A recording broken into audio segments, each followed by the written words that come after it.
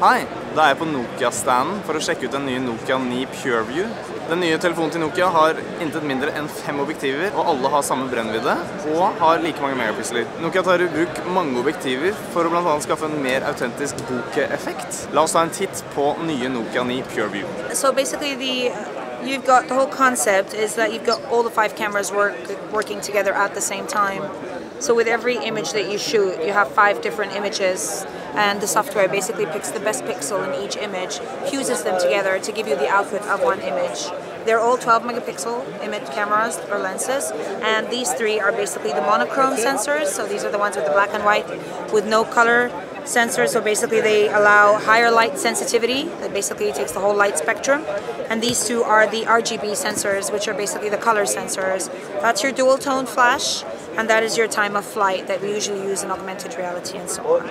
So these 5 cameras together, they basically provide every single shot in high dynamic range, of course. The aperture is 1.8 across all of them. You've got a pixel size of 1.25 basically, right? So the beauty of that is that you retain a massive layer of depth, over 1,200 layers of depth with that depth map, and then the beauty is that you can play with it in post-edit a lot.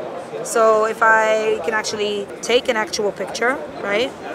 Okay, first of all, the digital zoom is up to 5 times, as you can see, right?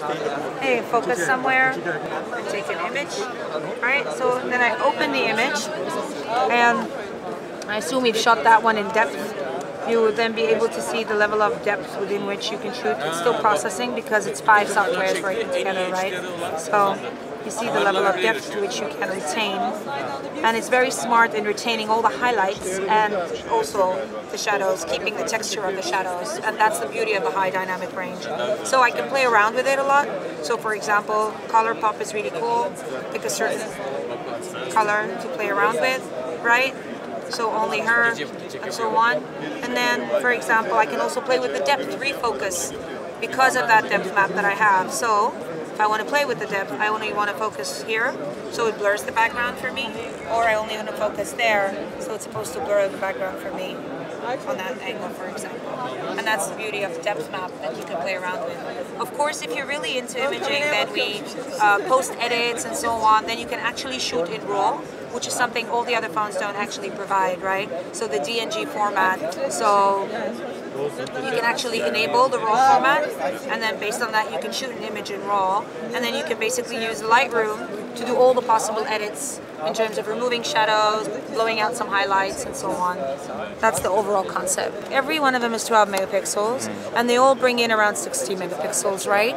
But then it extracts the best pixels of each to give you an output of 12.2 megapixels. You can have a JPEG with the size of 4.5 MB, and you can have one with the size of 150 MB, right? It totally depends on the amount of range and the amount of depth you want to capture with the photo. So the whole idea is capturing unbelievable level of detail. So it's not the phone that you use every day to take and snap quick pictures. It's more like for people that like photography in a way but don't want to buy an SLR and are very interested in a lot of post-editing, so you can play around in the Lightroom and so on. That's the overall thinking. Please feel free.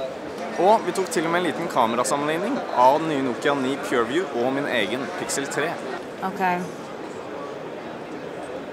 I'll go to the extreme blowout highlights. So you also retain the highlights beautifully, right? I think you've got more edge, actually, on the highlights. I don't think you zoom to the same level of depth, right? Because we zoom, I think, to a much more higher level, I guess. And then, let's see, on the dark shadows, right? It's more contrasted. I think you have a higher contrast, but then that's something we can always play with, right?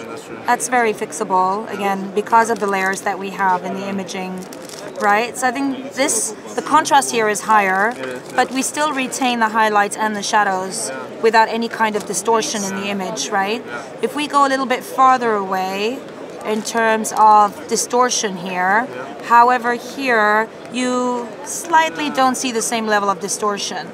And I think that's because of the layers that you have. So however closer I get, you still have that distortion in the highlights. They're blown out, while here I've kind of retained the highlights a little bit more. So that kind of shows level of detail here is defined more. The shadows are more clear here, while here they're kind of a little bit washed out for you.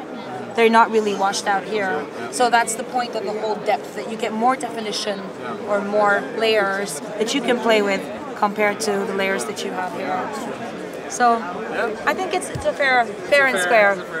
Hope you weren't recording this. You were, weren't you? Så det var en liten titt på Nokia 9 PureView. Jeg heter Ole, direkte fra Mobile World Congress 19 i Barcelona for ITavisen på gjensyn.